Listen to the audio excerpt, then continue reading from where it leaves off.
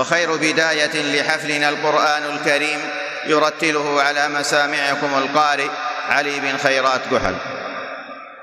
أعوذ بالله من الشيطان الرجيم.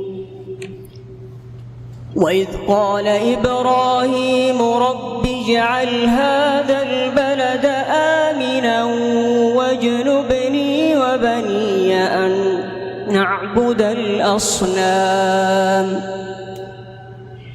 رب إنهن أضللن كثيرا من الناس فمن تبعني فإنه مني ومن عصاني فإنك غفور رحيم.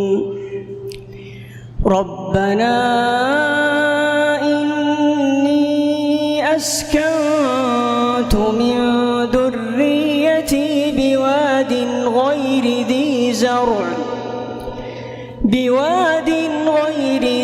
زرع عند بيتك المحرم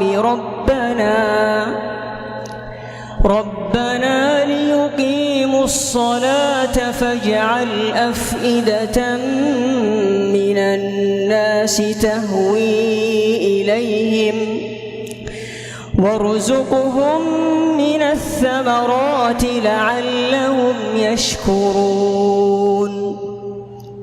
ربنا إنك تعلم ما نخفي وما نعلن وما يخفى على الله من شيء في الأرض ولا في السماء.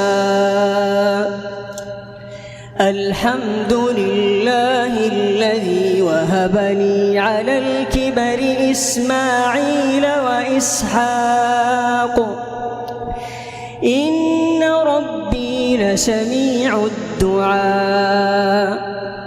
رب اجعلني مقيم الصلاة ومن ذريتي ربنا وتقبل دعاء. ربنا اغفر لي ولوالدي وللمؤمنين يوم يقوم الحساب.